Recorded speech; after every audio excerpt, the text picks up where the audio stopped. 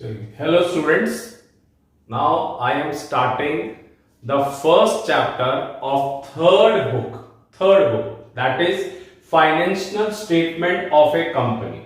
तो बेटा आप कौन सा चैप्टर स्टार्ट कर रहे हैं? थर्ड बुक जो आपकी फाइनेंशियल एनालिसिस है उसका चैप्टर नंबर फर्स्ट. तो चैप्टर का नाम क्या है? Financial statement of A company. ठीक है. सबसे पहला पॉइंट बेटा आता है कि फाइनेंशियल स्टेटमेंट क्या होता है, ये है क्या, मैं किस तरीके से प्रिपेयर करूंगा कि चैप्टर का नाम भी मुझे पता ही नहीं है, इसकी डिटेल डेफिनेशन नहीं पता. तो सबसे पहले इसकी डेफिनेशन पे जाते हैं. तो चलिए स्टार्ट करते हैं. Financial statement is a summarised statement which shows the accounting data and also provide relating to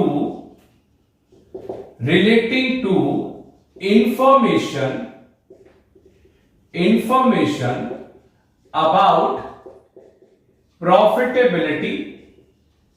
about profitability and financial position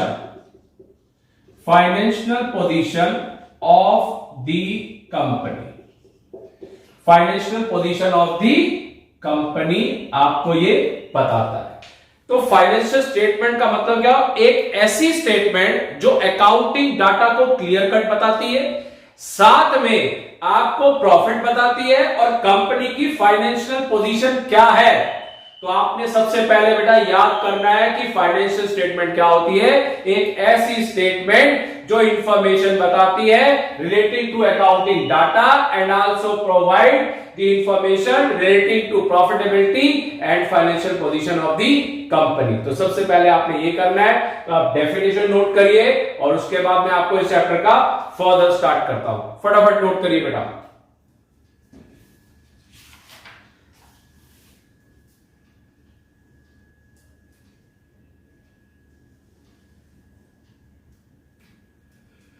चलिए अब हम स्टार्ट करते हैं बेटा इस चैप्टर के अंदर जो हमें करना है सबसे इंपॉर्टेंट और जिसके क्वेश्चंस एग्जाम्स में पिछले 2 डिकेड से आ रहे हैं, 2 डिकेड से.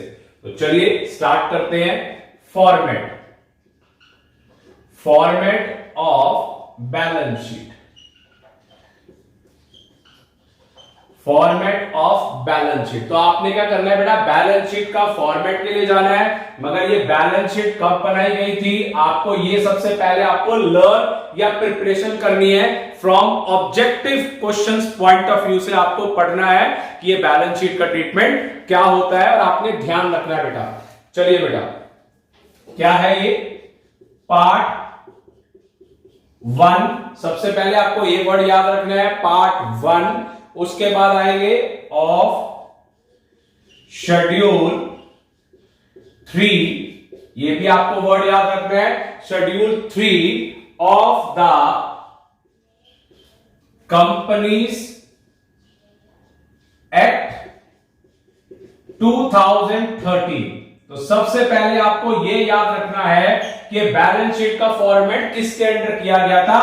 Part 3 of schedule 3 of the companies act 2013. फटाफट नोट करिए और इसके बाद हम स्टार्ट करेंगे इसकी बैलेंस शीट कैसे बनती है. फटाफट नोट करिए बेटा.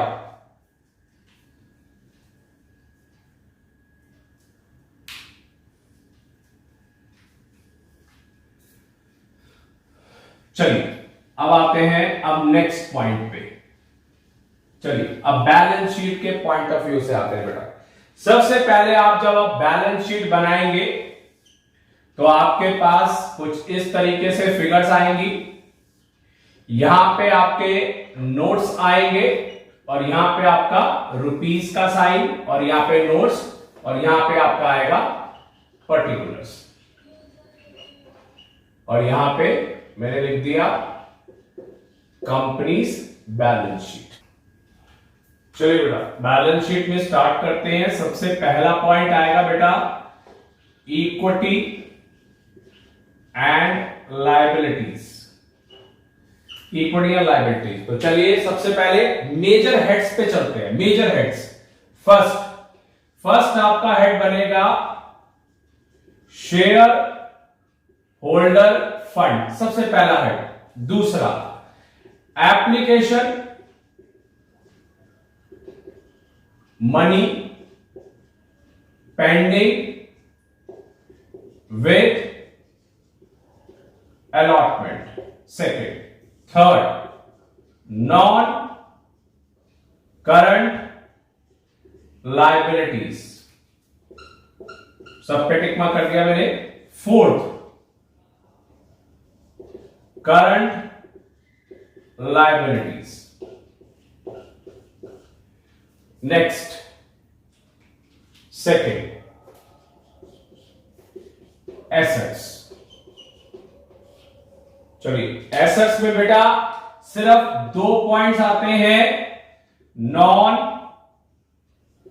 Current assets. दूसरा बेटा करंट एसेट्स।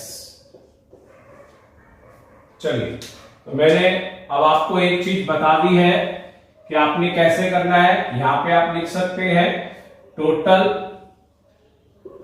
इक्विटी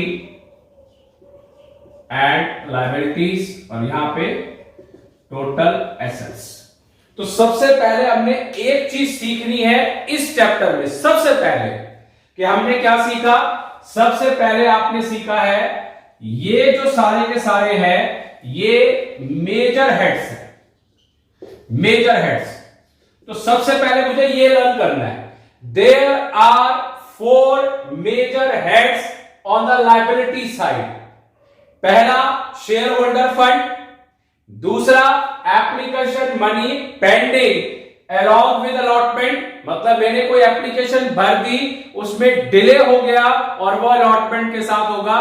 सपोज करिए कि हमारा ईयर 31 मार्च को खत्म हो रहा है, एप्लीकेशन मैंने दी है फरवरी है या मार्च के अंदर, मगर 31 मार्च के अंदर ईयर एंडिंग हो गया तो फिर ये मेरी जो अलॉटमेंट है वो अगले साल में आएगी। तो ऐसे वाले भी पॉइंट्स जो हैं वो कंसीडर किए जाते हैं बैलेंस शीट के अंदर। तो इसकी हम आगे डिस्कशन करेंगे या इसके बारे में डेफिनेशन भी लिखेंगे। अब मगर अभी आप सिर्फ ये समझिए कि हमने मार्च में एप्लीकेशन भरा है और ये मार्च 31 के बाद अलॉटमेंट होगी, तो that is why is due. ये ड्यू है मगर कंसीडर पिछले वाले में ही ईयर में किया जाएगा। फिर नॉन करंट लायबिलिटीज जिसमें आपका लॉन्ग टर्म बोरिंग आएगा और काफी सारी चीजें आएंगी। फिर आ गया current liability, creditors, bill payable, provision for tax, बहुत सारी आइटम्स आएंगी तो वो भी हमने डिस्कस कर दिए। तो हमने क्या सीखा, लायबिलिटी साइड के अंदर 4 हेड्स आएंगे। सबसे पहले आप ये सीखिए, पहले मेरे को ये याद करना है। फिर उसके बाद एसेट साइड के अंदर सिर्फ 2 हेड्स आएंगे, ये भी आपके मेजर हेड्स हैं और इनके भी ब्रेकअप्स होंगे। तो सबसे पहले आपने ये सीखना है बेटा। तो मैंने क्या बोला, इसमें 4 प्लस किया ये 2 और टोटल 6 है। तो आपने सबसे पहले ये लर्न करना है। मुझे पहले ये आना चाहिए कितने हेड्स हैं, हाँ जी इसके 4 है, इसके 2 है और इसके बाद ये। तो मैंने आपको अभी नई चीज स्टार्ट करी है। अगर आपको मेरे को जरा सा भी समझ आ रहा है तो प्लीज मेरे ये YouTube चैनल को सब्सक्राइब करें, लाइक करें, औरों से भी शेयर करें जिससे जल्दी हो, सबको फायदा हो। क्योंकि डिले नहीं करनी, कोई चीज छोड़नी नहीं है, हमने फुल मार्क्स के लिए जाना है। तो आप ये फटाफट लिख लीजिए